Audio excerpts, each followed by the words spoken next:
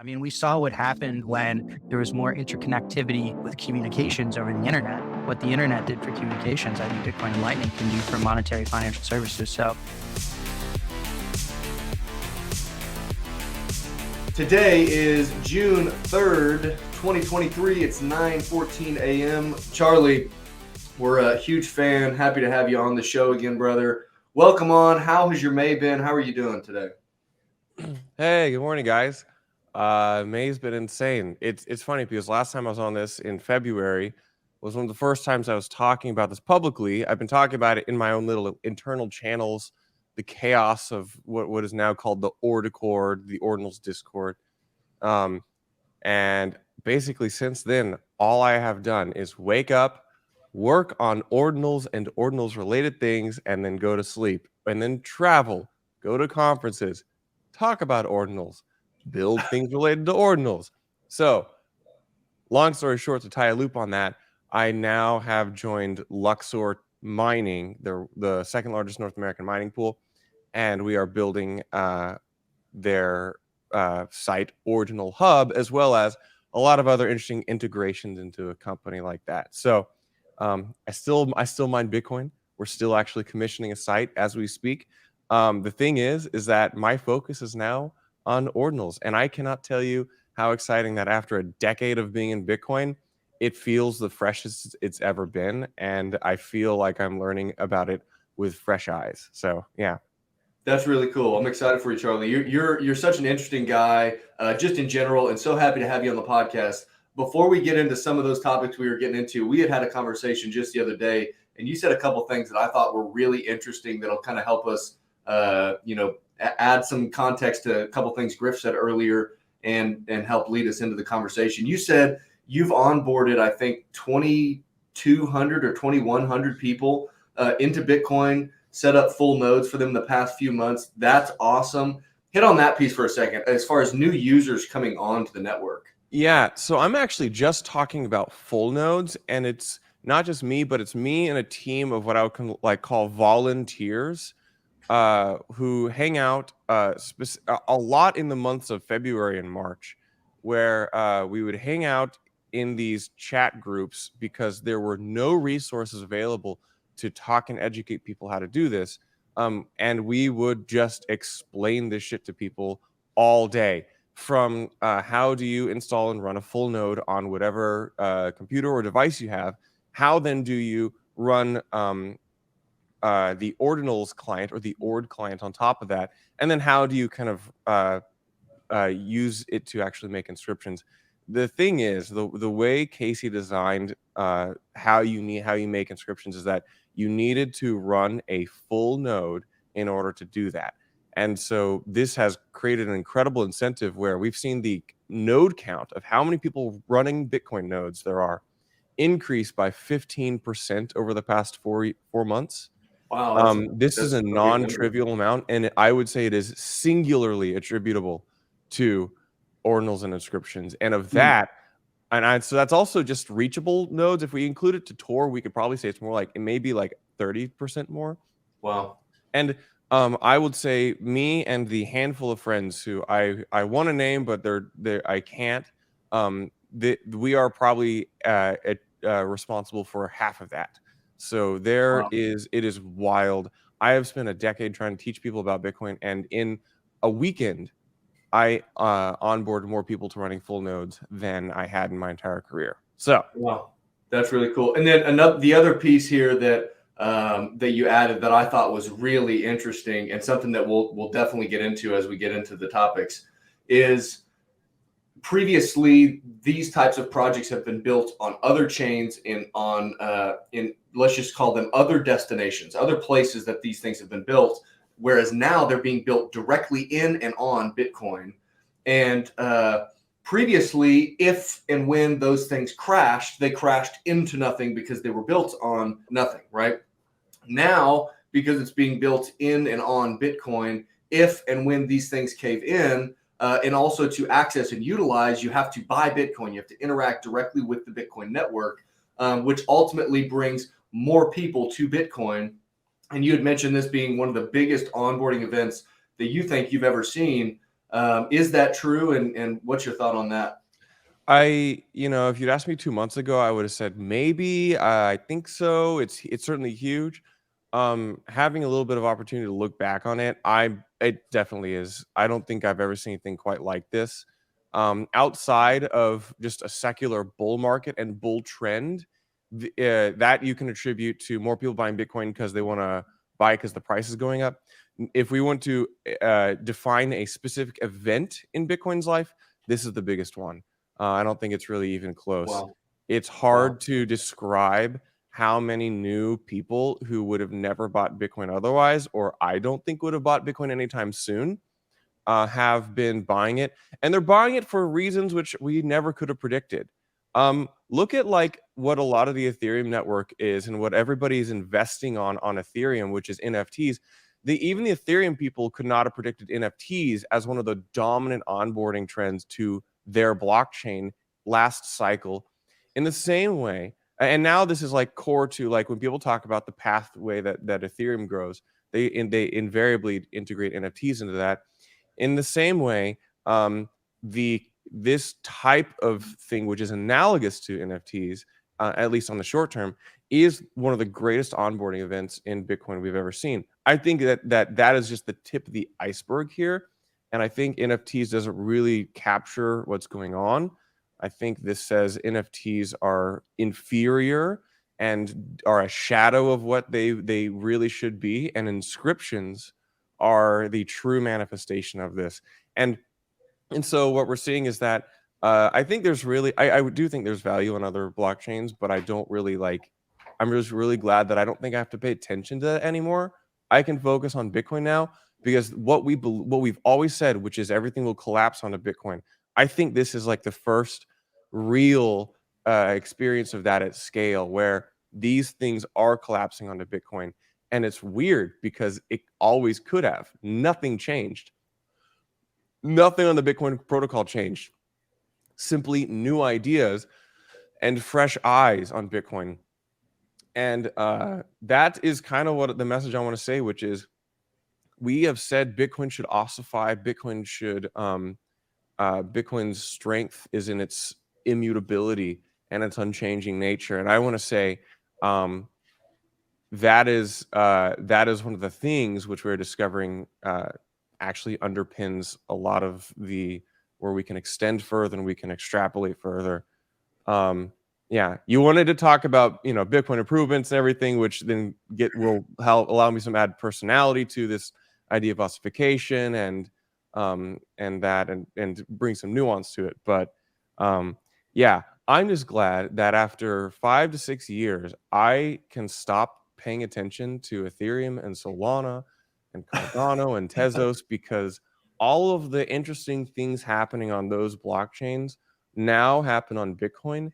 And I think this is just the beginning. This is the harbinger of what is a cataclysmic event for everything that's not Bitcoin. Big words, big words. Griff, did you have a thought earlier before we move on to this next piece? No, just more of a question, Charlie. Like, if you could explain to people what enabled a lot of these things to get built on Bitcoin. Where did this really all start? Like, how did it, not only how did it start, but technically, how did it start? Because this wasn't always possible on Bitcoin until soft fork, yes? Depends on how deep you want to go. Okay. The first version of Bitcoin that Satoshi launched allowed you to, I believe, inscribe up to 200 megabytes or maybe 2 gigabytes. It was quickly rolled back to 1. I forget. This is kind of a technical thing.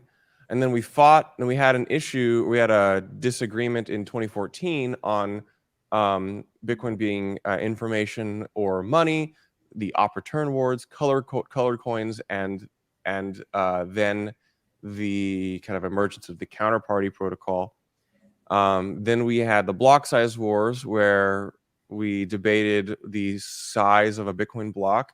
Short version is the size of a Bitcoin block is largely arbitrary. It's simply that we define it, which is important.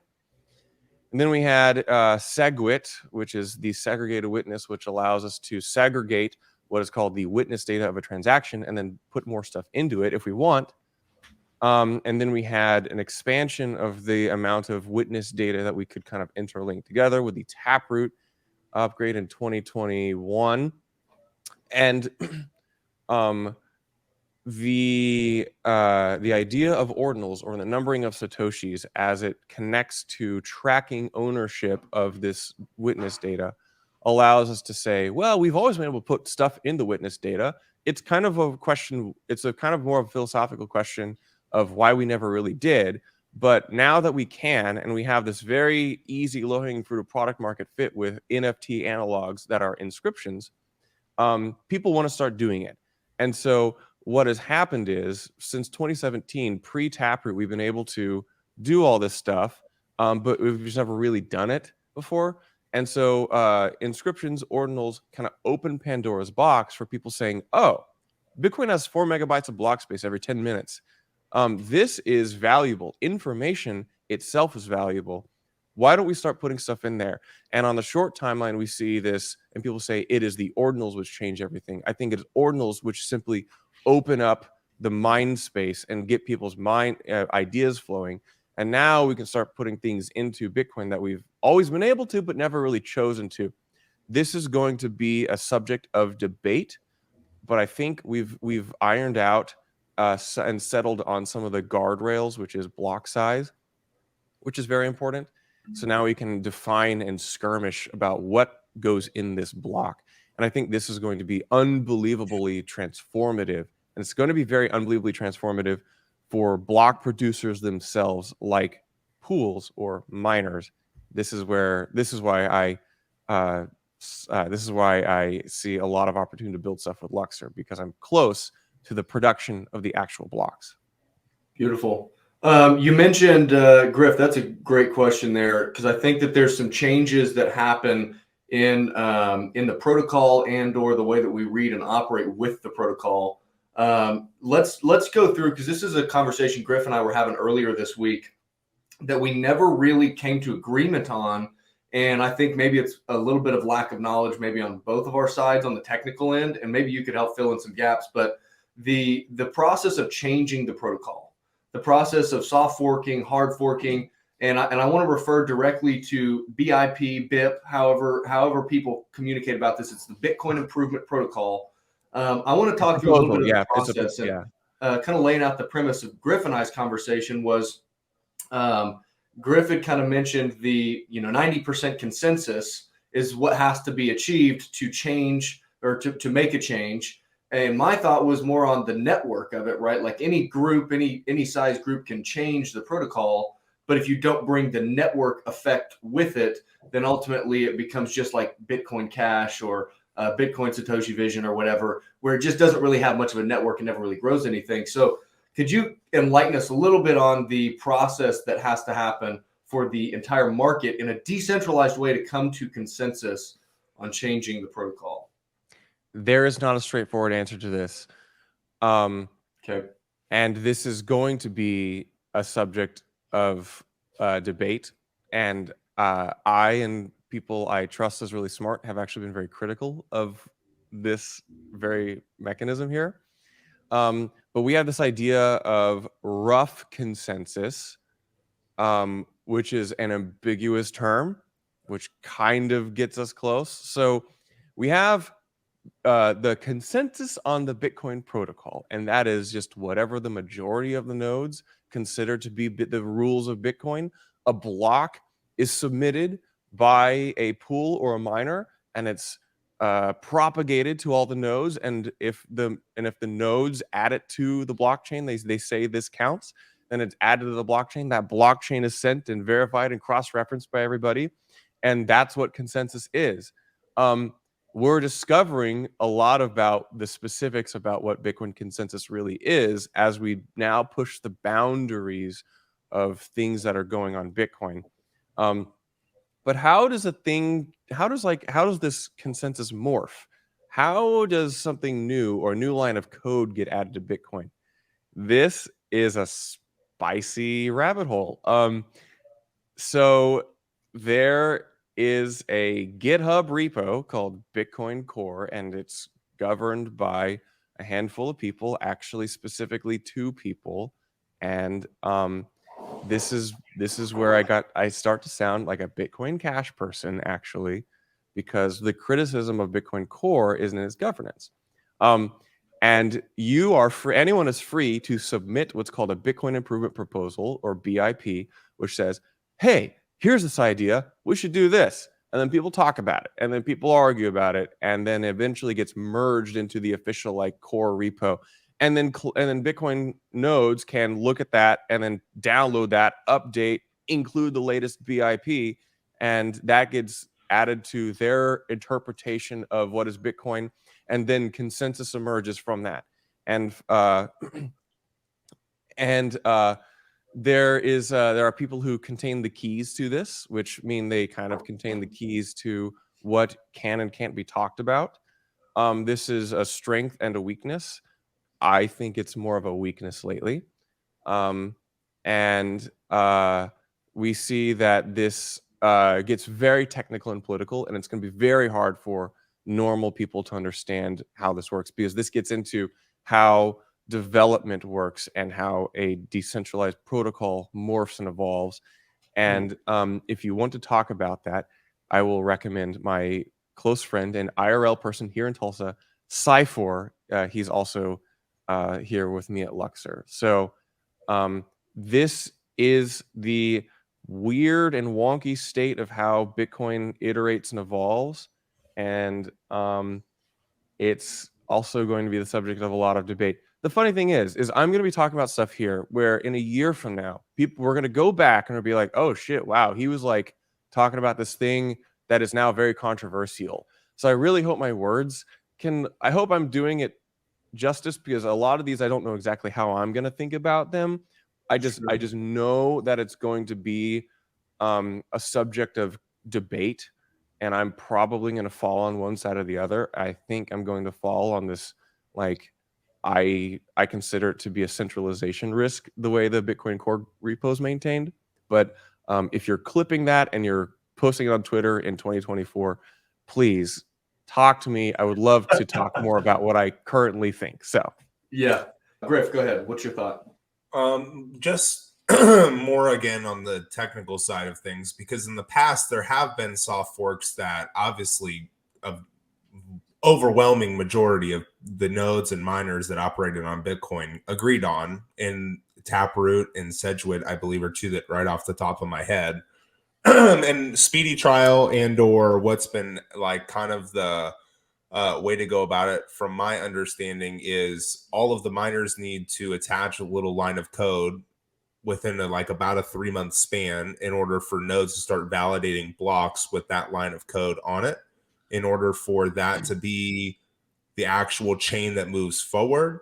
But it actually comes down to the nodes. It comes down to the nodes install the software. The way what you're talking about, the miners signaling or flagging that they support this protocol change, is where when they mine a block in the block header or in or somewhere in there, they can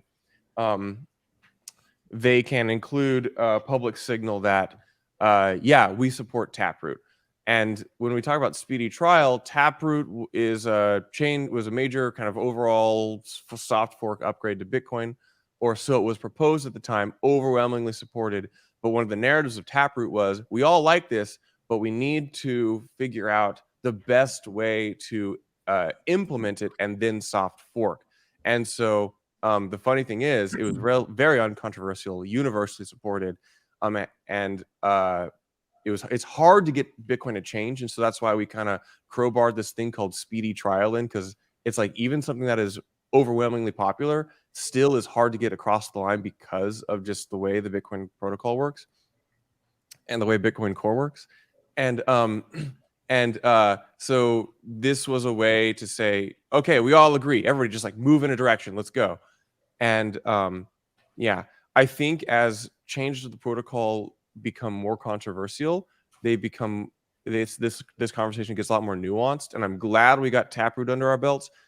It's what's funny is there's all these people right now who are now retroactively claiming that they didn't support Taproot or that they were critical of it because it enables more ordinals or inscriptions data on Bitcoin. I'm like, you had a green square in your Twitter profile. You sung Taproot's praises. Everyone did. There are like 4 people max who oppose this or really like talked about its dangers or what you thought were its dangers. And now you're trying to go back and retroactively retcon history here. And the reality is that it should really serve to show people that when we change things, we can open up things for Bitcoin that we could never even conceive. I don't think this is necessarily a bad thing. I just think that a lot of people think that Bitcoin's future is written in stone and that we know everything about it. But yet I take this view that there's more that we don't know about Bitcoin than we currently know about Bitcoin.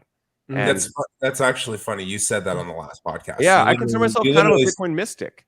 Yeah, I mean, you just said that to think that anybody knows or the fact that there's a consensus is really almost silly. What I want to ask, though, is from a guy like, and this isn't all the way like him, but let's just say a guy like Nick or me or somebody who is largely putting a lot of their fiat into Bitcoin. They're putting it into it because it's super stable money. The outside world doesn't understand how stable it is because all they look at is USD volatility. But as Bitcoiners or Bitcoin maximalists, so to speak, on the money front, it's like, yeah, you guys are dumb. This is just like a sound protocol. It's very hard to change. Does now 4 months since the last time we talked, a lot of the things that you're talking about, where it seems like the decision making is slow. Is it slow because they're trying to treat it too much like money? Is it slow because it truly is too centralized how things are operating right now? Because GitHub is only one place to go to comment on these things. Do there need to be more places? And I guess a third question, or just to throw on top of all of that, does it, and I asked this the last time, does this even mess up the fungibility of Bitcoin whatsoever? Does this actually mess up even if inscriptions and ordinals go all the way? The last time that you were on, you spoke about how there's only a finite amount anyway that can do a lot of the things that we're talking about. So does this even threaten what people want to see Bitcoin get evolved as money? Because obviously inscriptions and ordinals and what's going on right now, I would think show that Bitcoin can do all kinds of things, like be a contractor for different types of businesses. It can really root out a lot of the third parties that exist in America and or just nation states in general, like how economics work. So where do you, I guess, see this going? And is this messing with the money piece to it? Or is it not really messing with the money piece to it and people are just getting real panties in a bunch, so to speak? Man. So I think what we call Bitcoin governance does need to be more decentralized. I think it's a huge issue and it's hard to communicate, I think, to a lot of Bitcoiners that it is an issue. Because there's governance, there's like as it currently exists, which is again rough consensus, but I think the way we talk about Bitcoin needs to change a lot, and that needs to change at the Bitcoin core level, and we need to have more people throwing ideas at the wall and more types of conversations happening. So I've really kind of developed this line of thought about Bitcoin being money a lot, and I think I'm going to try to lay out an idea which can sound a bit heretical to hardcore money maximalists, Right. but I think it actually offers a more dynamic, compelling way to think about Bitcoin. And I think it's probably one of the more fun, exciting things. So for a long time, I've said I love this narrative that Bitcoin is the hardest money, because I agree. I think it's one of the strongest mimetic qualities and mimetic narratives of Bitcoin. But I've also for many years been on the record saying I think there's more to this. It's not like how I communicate about Bitcoin I like to align with people who say that, but I think there's a lot more going on, and it's hard for me to really like explain what I think it is. But I actually think I'm able to kind of communicate what I actually been thinking. So, we in human history, we have separated what is the monetary thing, what is the information thing. And as over the centuries and millennia, with giant leaps in technology, whether it be fire to agriculture to different types of human governance and society and metallurgy and the industrial revolution, the things which are information, which are often carried in the form of human interaction and social network and the way humans coordinate, this information gets closer and closer to what is the monetary component. And so if we think of money and information and energy as all being different things and different types of ways of communicating what is human consensus, we see that over the long bent of human history, these things get closer and closer and closer and more interlinked. And with Bitcoin, these things are actually in the same network, all the same thing. And the problem with us humans is that we have historically differentiated and said these things are different and distinct. But I think they are actually all the same thing. And a network, which is all of those things, is money, and it is information, and it is energy. It may be other things too. But I like to say that it's the wrong mental model to say Bitcoin is either a monetary network or an information network, or there's some hierarchical component to money, information, and energy, or people say money and energy is the same thing.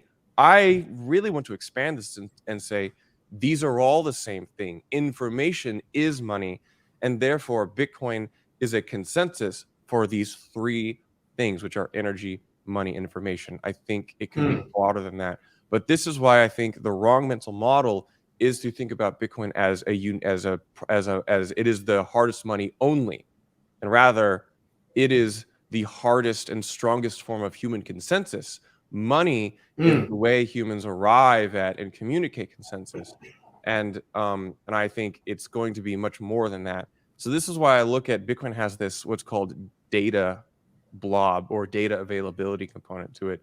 I think we'll use different words in the future, but this is where information is Bitcoin, and this is where money is Bitcoin, and the Bitcoin network is all of these things. These are not to be differentiated, but rather harmonized. Well, I think that's a really good thought, tying together the ideas of money, information, and energy. Those are three really big pieces, and it's interesting too because, of course, we have to have the context of where we've come from and how we've gotten to where we're at today to really have the conversation, right? And in the past, these things, it's almost just like what you're saying, Charlie, is as we have new innovation and new technologies and new understandings of how we can interact with our current world and utilize technology to interact with our current world, we have a convergence of those things you're talking about. They're converging with Bitcoin, yes. Yeah, to where information and money at one point were not really the same thing in some sense, right? Obviously, like we know socially, the idea, right? It's information, but then energy, you tie that in, and you could argue that money is energy in the sense that it's time spent and labor expended in the market creating value.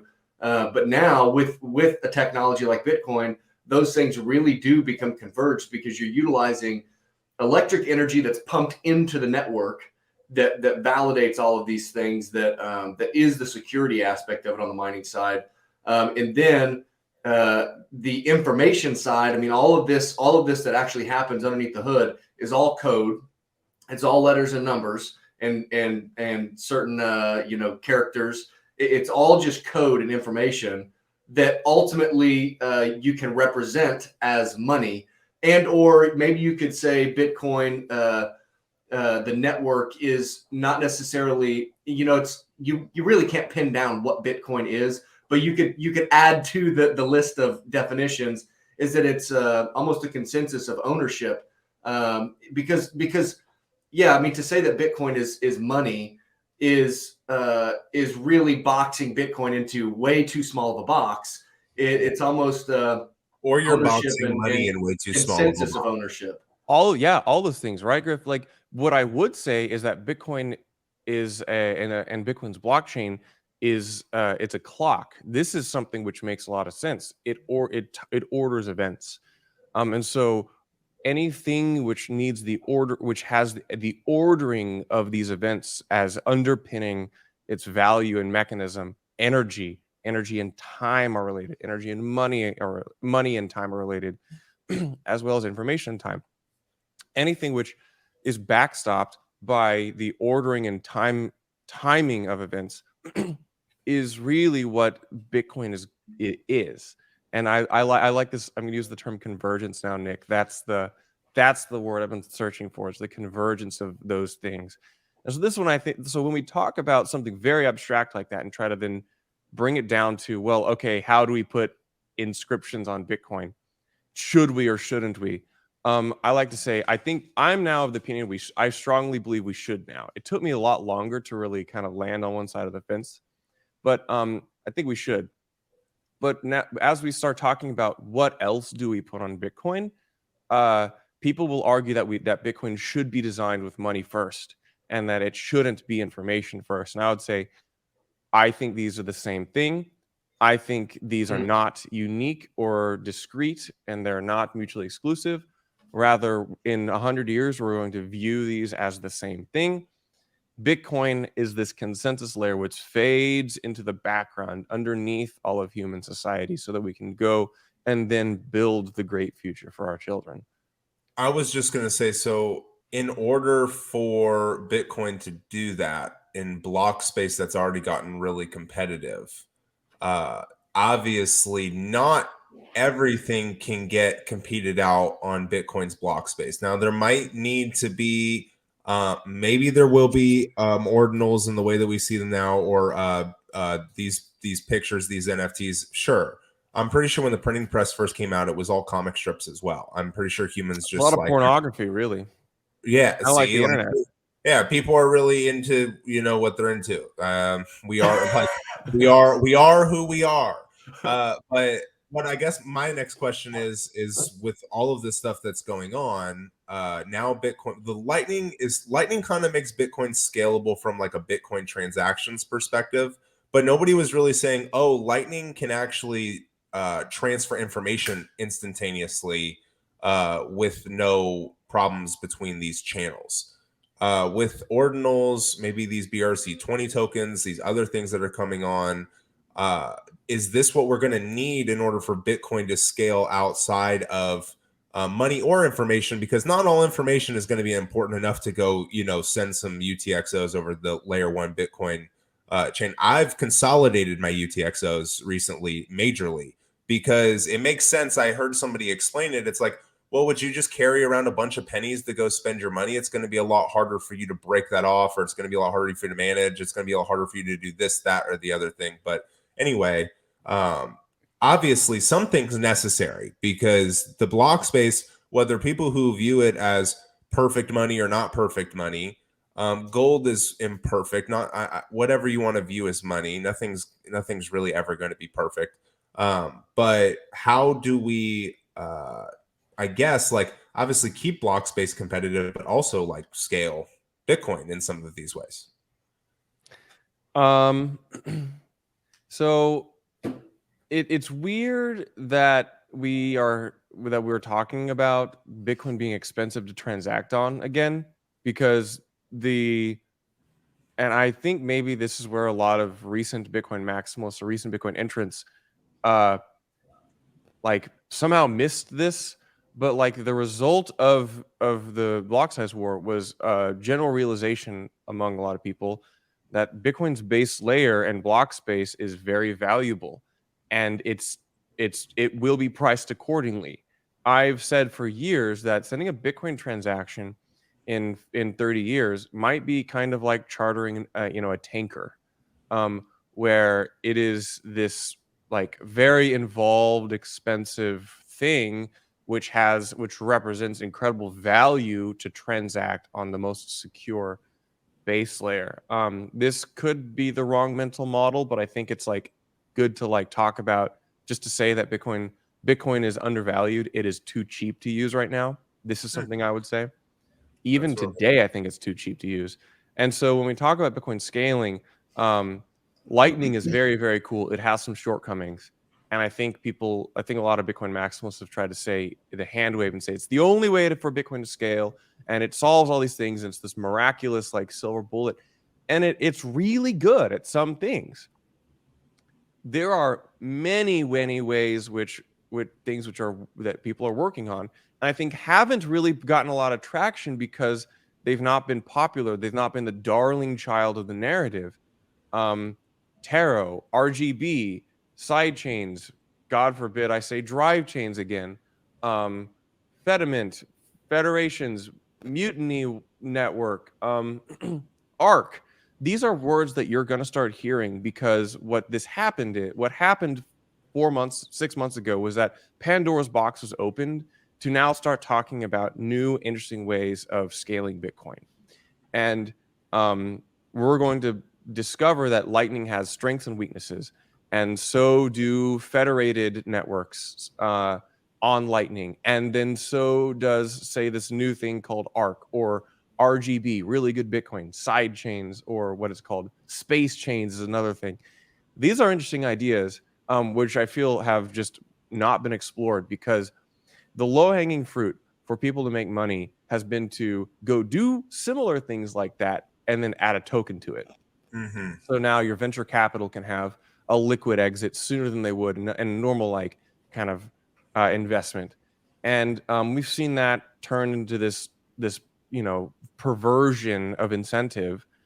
And so I'm not necessarily against tokenization. I don't want to come hard against that. I want to say rather most tokenization I see tends to be like bad. And and I think most of this can be accomplished without a perversion of incentive. And we're going to, this is a new era for cool ideas, new ideas on Bitcoin, and we're just getting started. Ordinals is just the beginning. I think ordinals will remain a dominant part of the narrative, but it's just the beginning, and it's so absolutely exciting.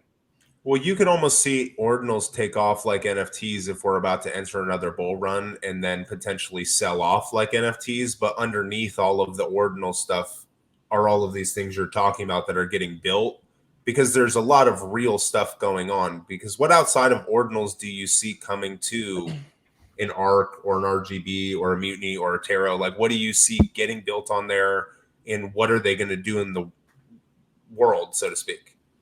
Gosh. So I'll say that I think inscriptions, as we call them, NFTs, are that might work for a little while. We'll see some of those be valuable. I just not really much of a believer in like the profile pic thing. I do like art. That's a compelling use case, but I think ordinals as it pertains to like a tracking of Satoshis is a very big deal. I think that functions as a native DID system on Bitcoin. I think that's something we'll be talking about. We've been trying to do these DIDs on other blockchains and even on Bitcoin for some time, but with not a lot of traction or like product market fit. And this is a native DID system on Bitcoin. I think that is going to be the big narrative in 5 years. With regards to like different ways of scaling or utilizing Bitcoin's block space, this is just open. It's wide blue ocean. Nobody's using blocks even today are coming in at like half full. So what happens when these become a lot more competitive? What happens when we want to I don't even know. It's kind of like people in the world of the internet, like in the late 70s, like they knew this was a big deal, and they know that like you can link computers and talk to each other, but they would even themselves, outside of the most visionary science fiction writers, would have trouble describing even just the near future in 40 years of this interlinked, hyper-connected world where the thing in my pocket lets me fly down the streets of Paris in a virtual reality simulation and video chat with people like we're doing now. These are science fiction. This is like reading Tom Swift in 1917. Like, this is crazy, incomprehensible things. So I like to say, I can say, well, we're going to do things such as like federated groups, which allow us to, reduce the size of trusted networks. We talk about this idea of social scalability of trust in Dunbar's number. And we can say, well, we can actually identify like that we can take the base layer of Bitcoin's trust model and then extrapolate another kind of like human IRL trust model in terms of federated networks. That those will have a blessing and a curse, and or Bitcoin's data availability. What if the tracking of, this is a dumb example, but like contracts, like real life contracts, like your rental agreement or like a business contract. I think stuff that might need to be on Bitcoin would find a place on Bitcoin. Imagine that you don't. I mean, why do I trust Why do I trust the courthouse in Tulsa, Oklahoma? Well, I like it. I mean, down the street, it's a great way to govern things and settle disputes. But like a lot of that is just record keeping and dispute over the record keeping. Um, you have human failure and human institutions which fail. What if I want to preserve some of these things and information outside of the American courthouse system? What if I live in the rest of the world, or a third of the world, which does not have such robust institutional record keeping? This is obvious place for Bitcoin. These things need to be as neutral and preserved as possible. So that's those kind of things are just near-term examples of what and why we might be using Bitcoin's data layer. Charlie, I think the thought process on the competitiveness of block space, man, what you're saying, it really is interesting. It's like, wait a minute, let's stop and think about this. We're talking about the most secure and decentralized consensus protocol and network that is able to hold information. And how could we not expect the cost of using that to reflect its value? Now, I think it is interesting because one of the things that I'd had in here as far as to talk about, we're kind of already getting into, which is the high fees, and I say that, I guess, relatively to the past few years, high fees. Is that where it should be? I don't know. We can talk about that, but I think ultimately that has come more recently because of the umbrella term of inscriptions, right? A lot more competition in the block space, and a lot more people wanting to put more information in those blocks is obviously driving up the cost of that. But some other things that are now getting interesting are things we just mentioned earlier, BRC20 tokens. I know Griff and I initially were kind of having a conversation about, is this an opportunity for a scalability solution to be built directly on Bitcoin and in Bitcoin that allows for, like I'm saying, the scalability, the everyday transactions. And we hadn't really read too much when we had that initial conversation, and then we read up some more stuff. I'd talked with you, and then we had kind of had a discussion about it afterwards, and it was like, okay, maybe we don't have all the information here correct. We need to get Charlie on the show, and we need to have a conversation about this. So I want to dive into the next piece of the next big chunk of this conversation, which is BRC20 tokens. So Charlie, I'm going to give you a couple of questions, and then let's just roll on this. So laying the foundation, what does BRC20 stand for, and what are BRC20 tokens? So with an inscription, people have been putting all types of data, a lot of it being pictures, which look like NFTs, but people put videos. People have put like dynamic HTML where you can run programs on Bitcoin. It's pretty cool.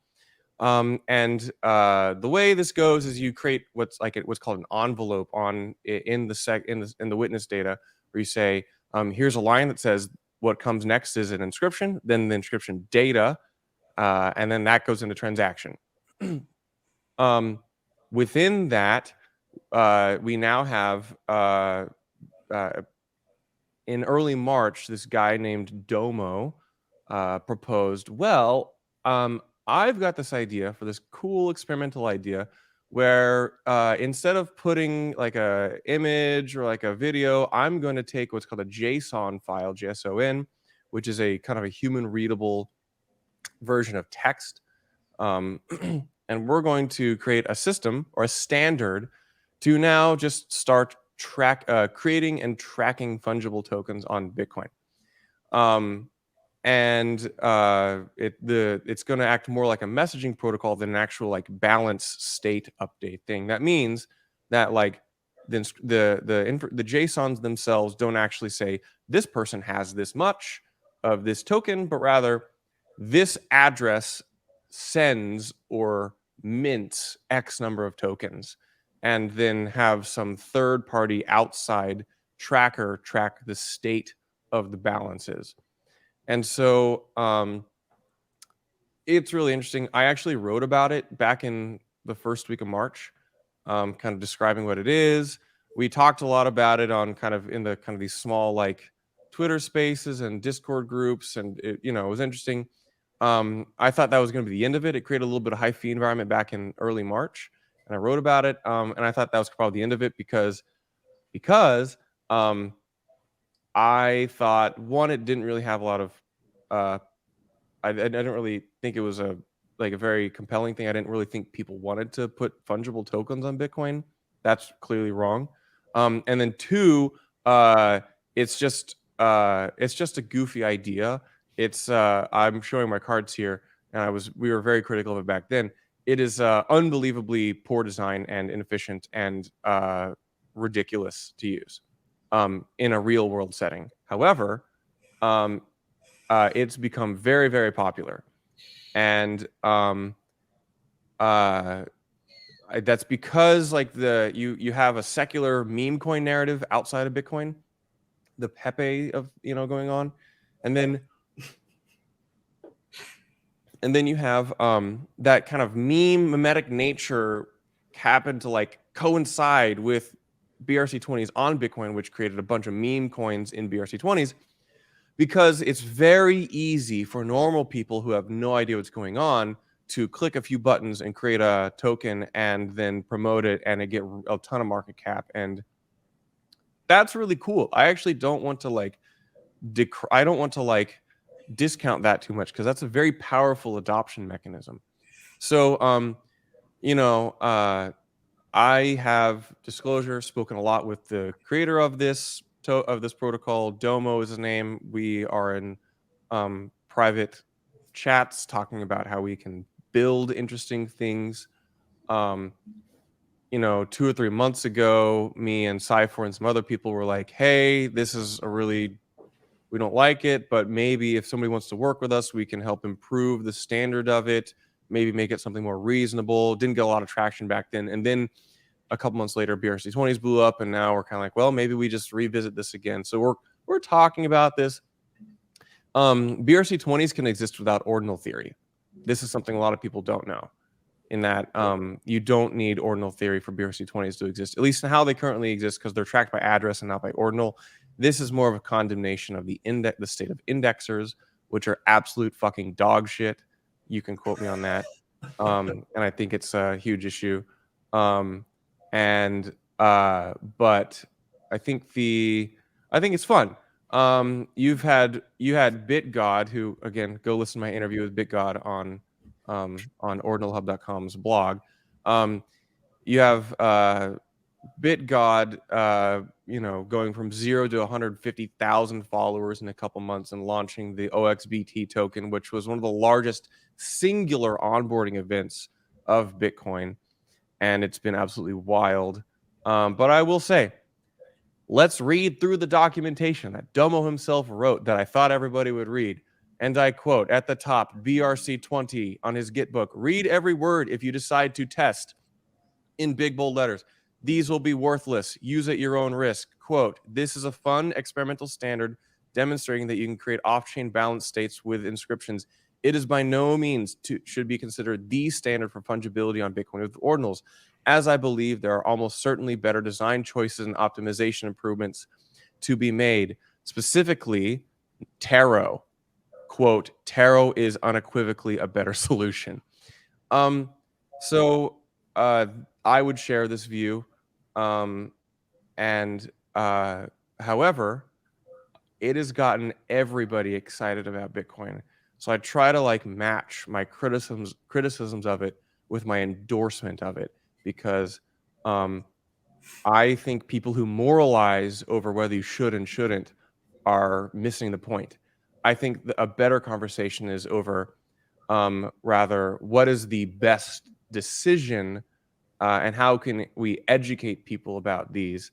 I think it's shown that users really value this idea of a fair and open launch and fair and open network. This has been the main kind of like endorsement of these, and like, well, you can't change the supply. Oh, it's open to mint, and these come with a lot of caveats, but like, this speaks to just how shitty everything else has been on other chains.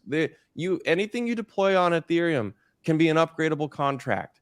A lot of people don't know Tether was originally on Bitcoin in the Omni protocol in 2014. Tether spent 4 years without starting to move to Ethereum, and now people think that Tether is an Ethereum thing. No, rather, fungible tokens got their start on Bitcoin a decade ago. They've just been kind of put off to the side as people go and do their frivolous activity elsewhere. But now they're back. And I think they're back and here to stay, because what we realize is fungible tokens and these things need some base layer security. And even though BRC20, I think, is the dumbest thing ever, what it does is say, Bitcoin's base layer is valuable, and we're going to bootstrap things that can't be changed, at least on the base layer, because it is this source of truth. So anyway, that's a lot of thoughts and a lot of criticism, and I would love to talk more about this. Yeah.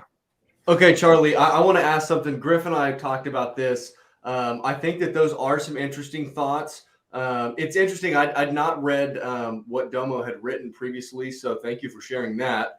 Do you think that there is maybe room or possibility for whether it's BRC20 type tokens or some other type of option or technical way to do this, to create securities tokens, call them, for companies like the S&P 500, the stock market?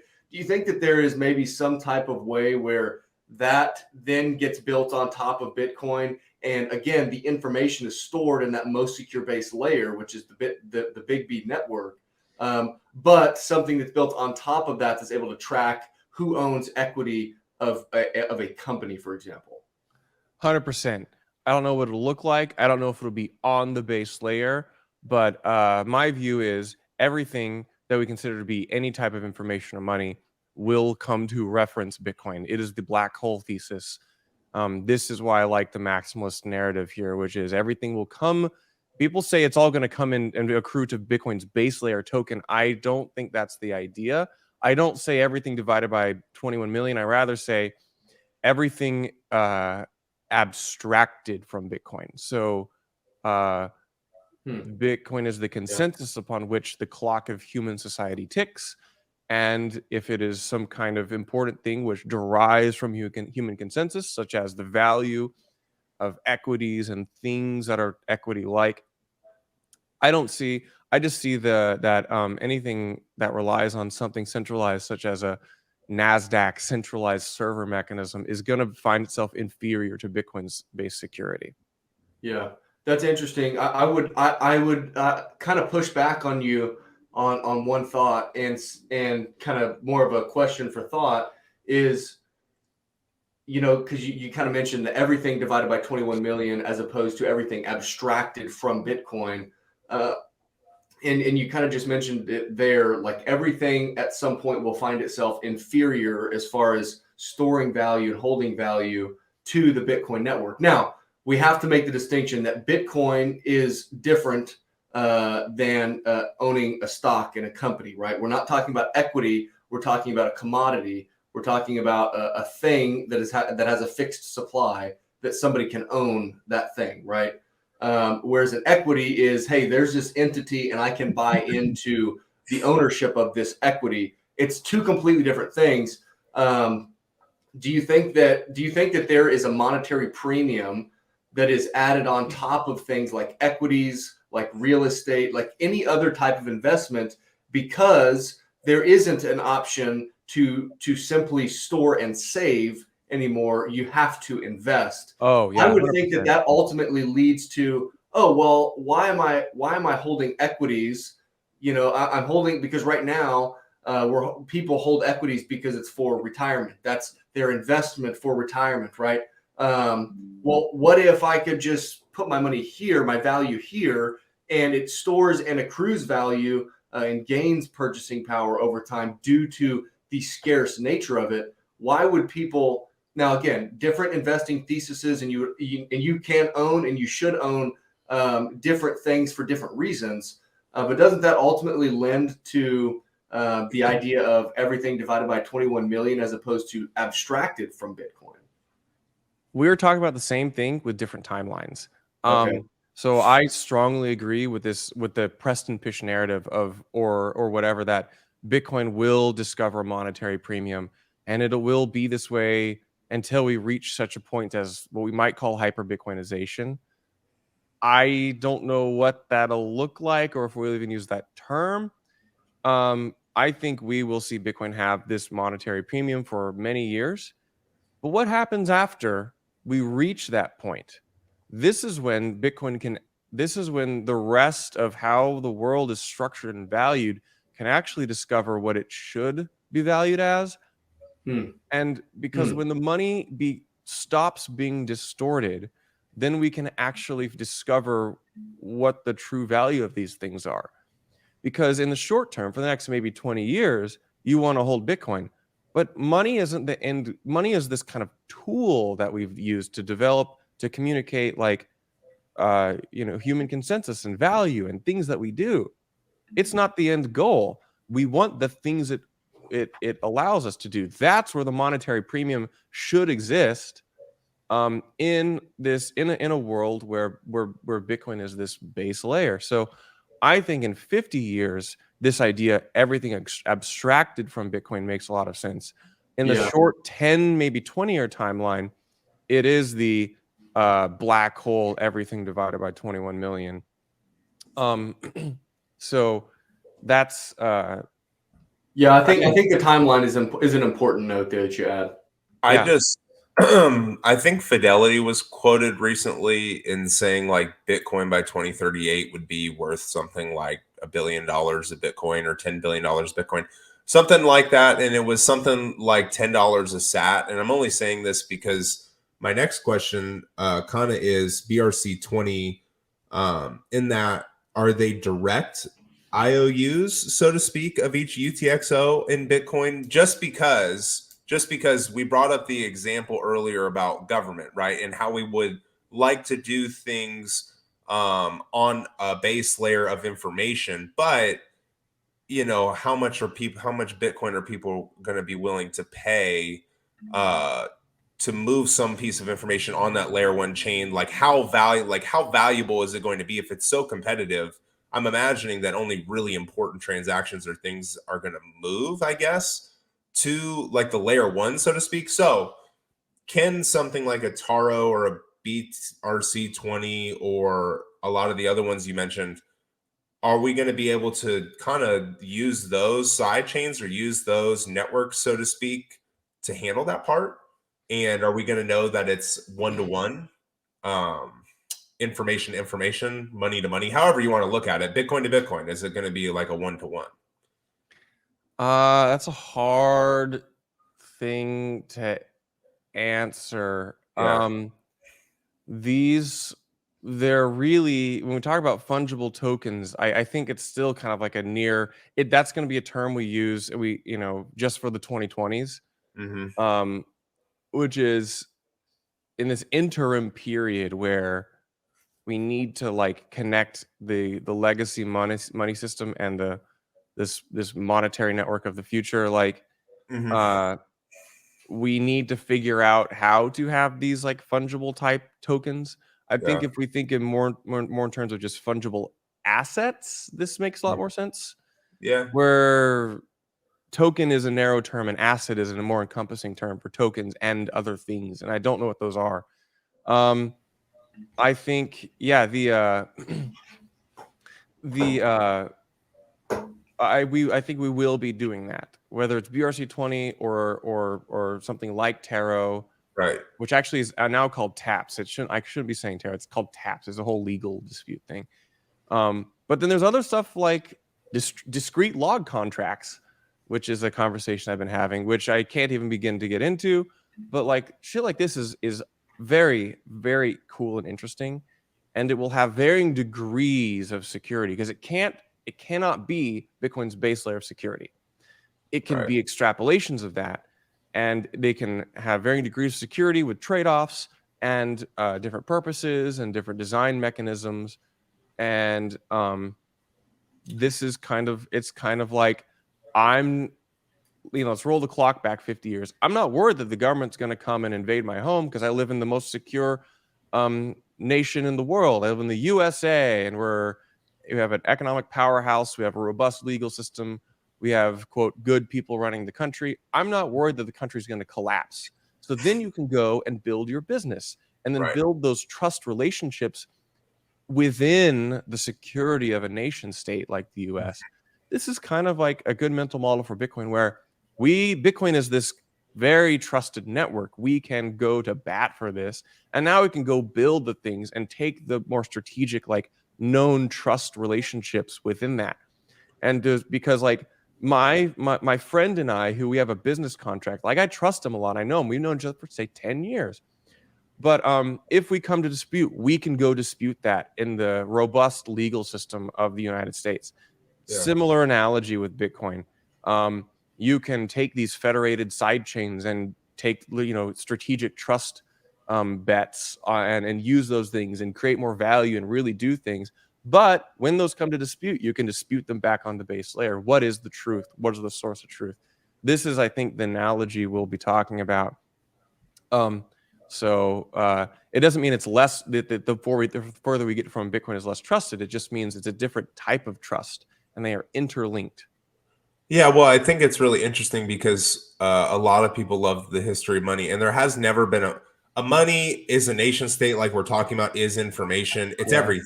I mean, it is all linked, and the beauty of Bitcoin is that it might be the first technology and or network that actually does link kind of all of these things. But I think kind of why I was asking, I guess, like the one-to-one thing is inherently, if there's a layer 2, whether it's Lightning or it's BRC20 or it's TAPS, it doesn't really matter. There's trust. There's automatically a trust component. You have to understand there's a trust component. That's why there's a self-custody to the Bitcoin's layer 1.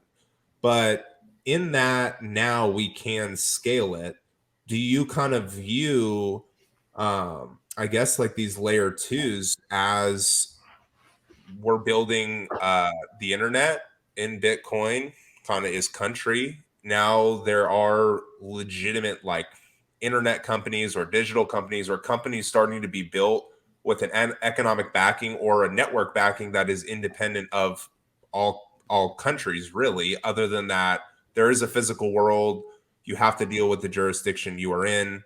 I know you're a type 1 civilization kind of guy, type 2, type 3. So this is what I'm thinking about is Bitcoin and what is being built on top of it going to be able to displace all of it, so to speak, and kind of align the incentives of everybody economically the way that we would like. Is that what we're seeing with these layer 2s, or are these layer 2s that we're seeing now just like the first iterations of what we're really going to see? Yeah, I think that anything we are building today will not really either exist or be recognizable in 50 years. Yeah, I think we're trying to design for something on a 10 to 20 year time horizon. Like, I like to have this discussion of, or will we be using Lightning in 20 years? Because that's a good like discussion.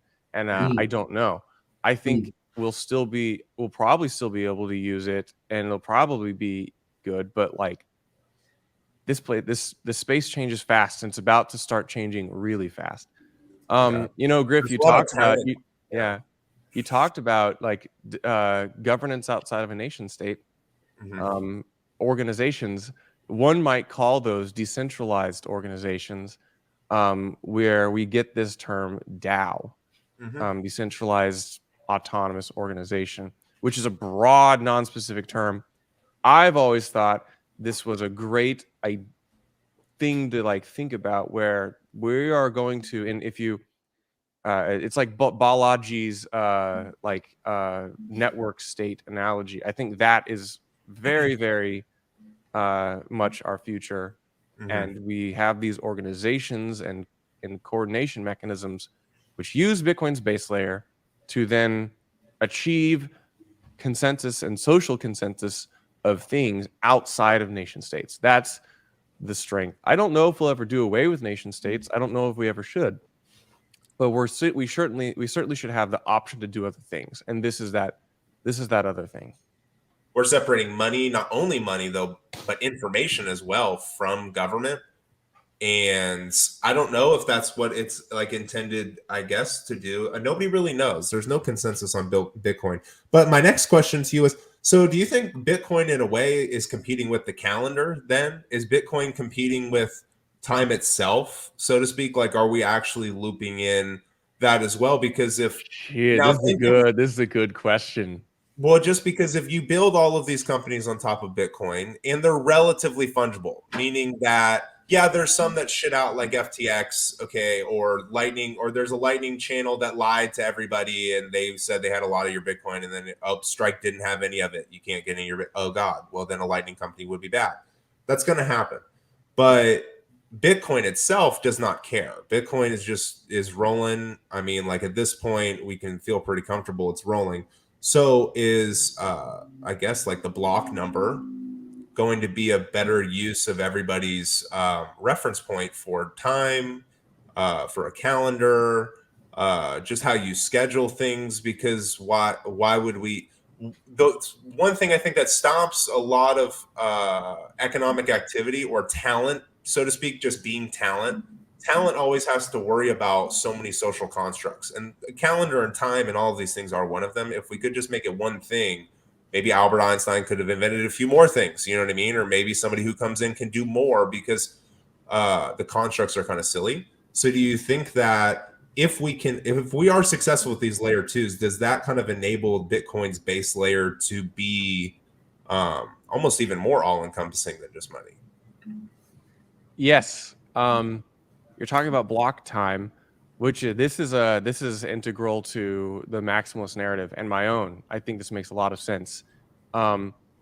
Humans need to operate on a calendar which matches our day-night cycle and the rotation of the Earth. That on a daily, on like a day-to-day mechanism, we're gonna still need to count hours and minutes. This is intuitive to us, but we also, I think we have just an insufficient view of what time is. We think of time as this thing where seconds tick and it's predictable.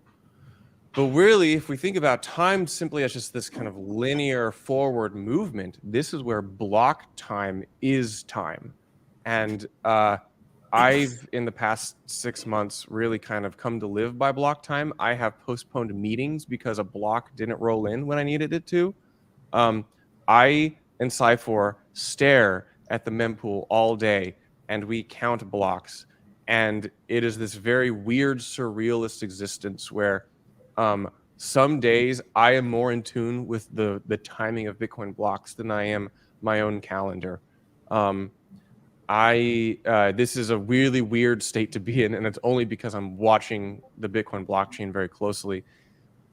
Eventually, though, I think it makes a lot more sense when we start, say, identifying important events in human history by block time. So going forwards, we say, you, my son, I have bequeathed this giant wealth of half a Bitcoin for when you turn 35 and you're of age and I'm long gone. I will lock this up for you until block 1.8 million. And on that date, you will have your wealth and you can access it. And in that case, the analogy of days and months don't make as much sense, but rather block time does, because it's more important to the events in our lives than the age and day. Yeah. So then you could maybe even argue that you start thinking about time in terms of number of blocks. Yeah. You think, roughly 10 minutes, you add a block. So then we're thinking, obviously I'm trying to make parallels between our current. Yeah, it doesn't make sense to say everybody baseball practice is at block height 8,002, or 8,800, 2,000. It doesn't make sense to do that. We need to like show up at a precise time.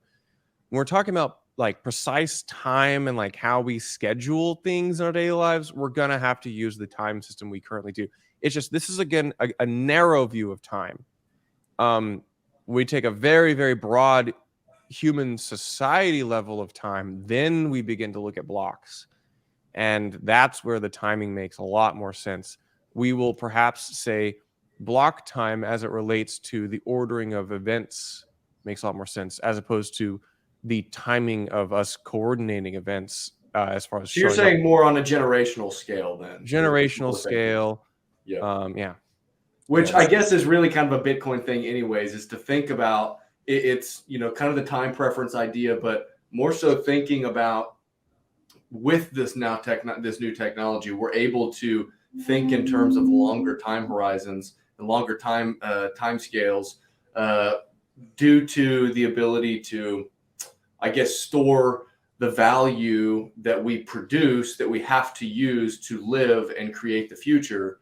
Now that we're able to actually store that in a way that we've never been able to before, we're able to think more in terms of really long time frames. Griff, Satoshi, came up with this whole thing in like 2008, which is really interesting for this conversation, because if we're talking about using block size to count time at all, you're right, because it takes definitely hours and minutes and maybe even days, so to speak, for like the day-to-day kind of stuff.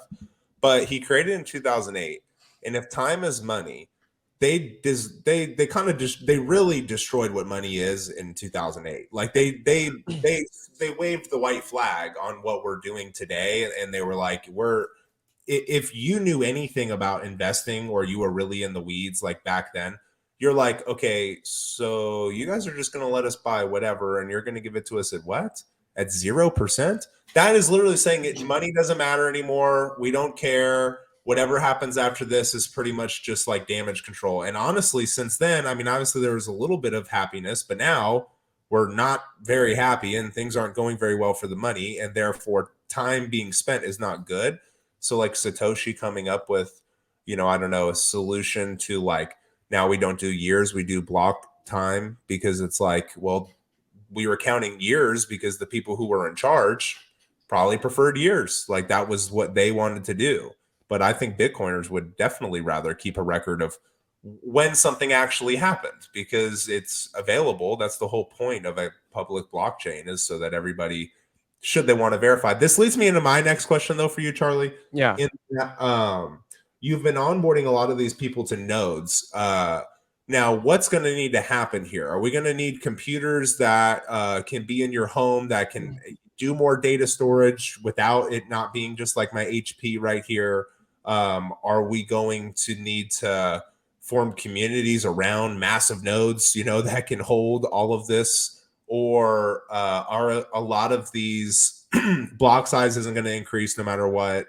And a lot of these inscriptions and whatnot are going to really have to like only ever take place strictly on like layer 2s and scalability on a layer 2, I guess. How is it going to go? There was this criticism early on that putting all this stuff on Bitcoin would make it hard to run a node. And unfortunately, I have nothing but condemnation for that narrative from people who should know better. I think we should look at which people who say they know about Bitcoin and claimed that this was an argument against inscriptions should be identified as either disingenuous or not actually knowing what Bitcoin is, because this is a ridiculous argument. Yeah. This is part of the Bitcoin's design, that we should put things in the blocks. And many people would rather those be financial transactions. Well, then so be it. Let's put 4 megabytes of transactions in here. This was going to happen, whether it's financial or information or anything in between. And this is ridiculous. If we say from now on, every single Bitcoin block will consume the entirety of the 4 megabyte block space ad infinitum, we're looking at maybe a couple, maybe like, I think it's like 4 terabytes additional worth of like storage you would need per node over the next like 5 to 10 years.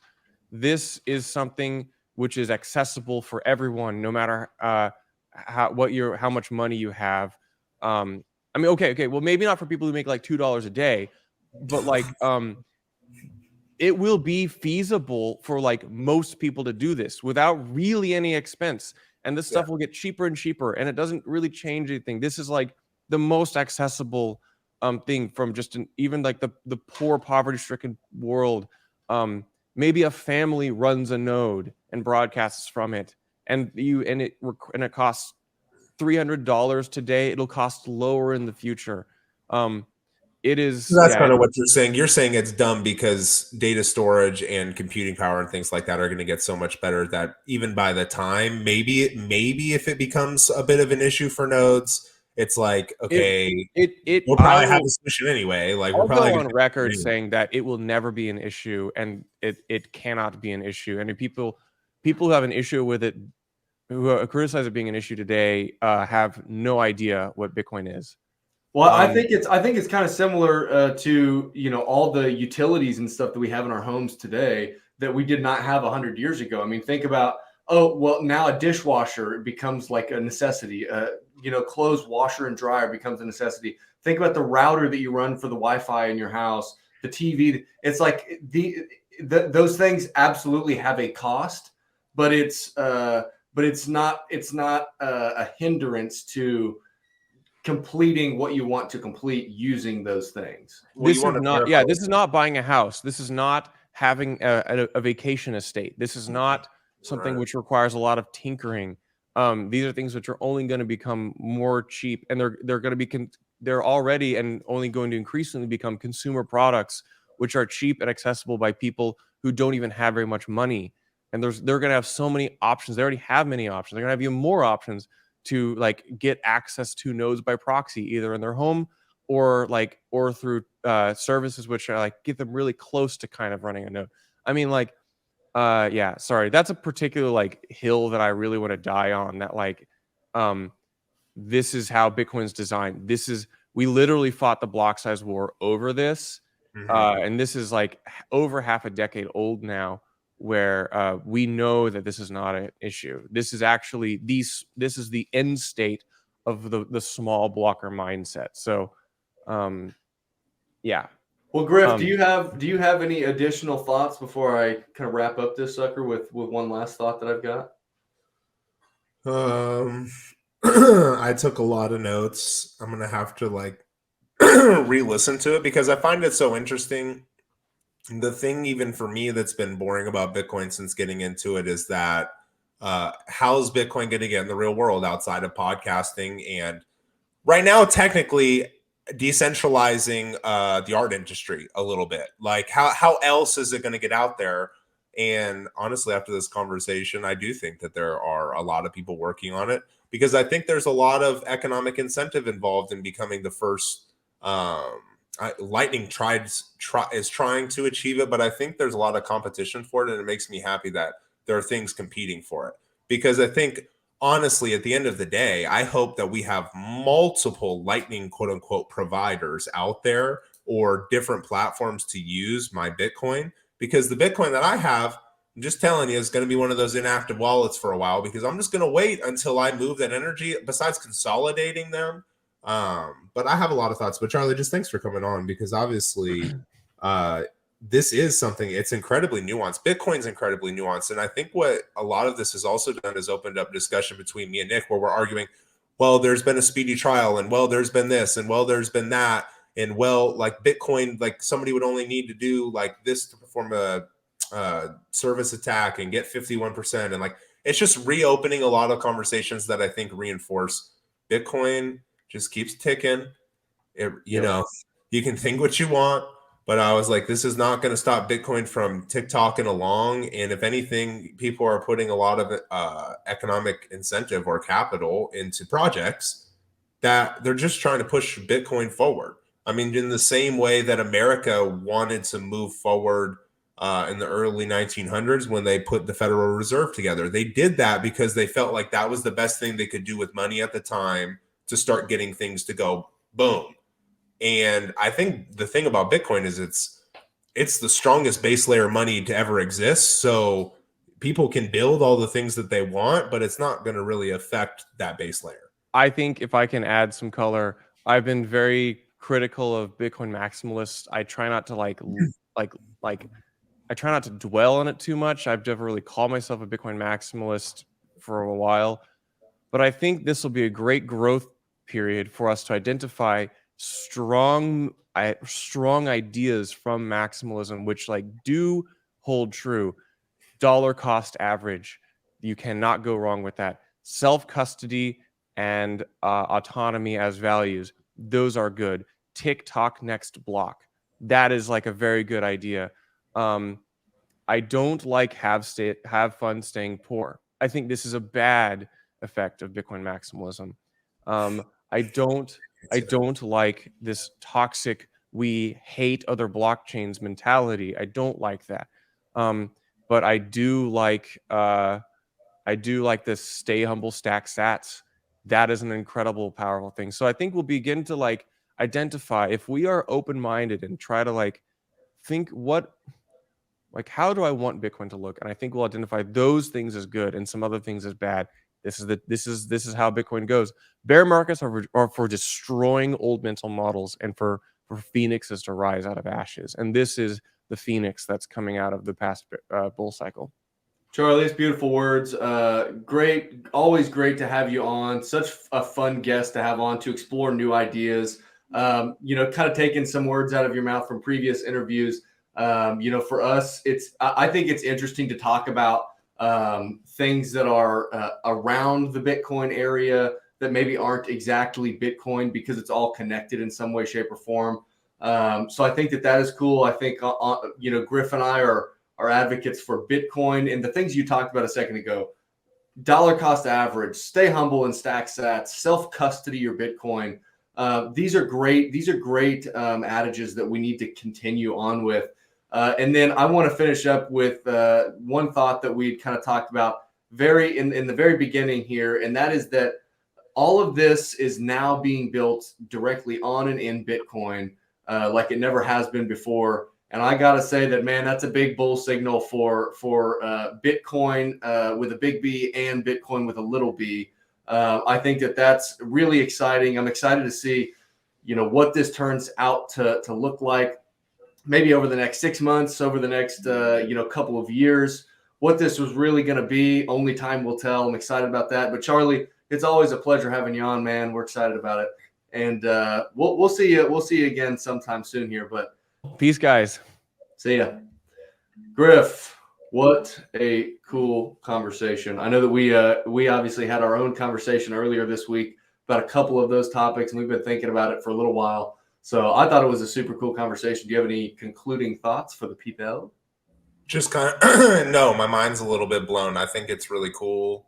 I was just listening intently to the podcast we did 4 months ago, and Nick and I have stopped doing podcasts week over week over week because honestly, during the bear market, kind of like what is being said in bear market, mind you, some of us stacked really hard last year and we're not really feeling like we're in a bear market anymore.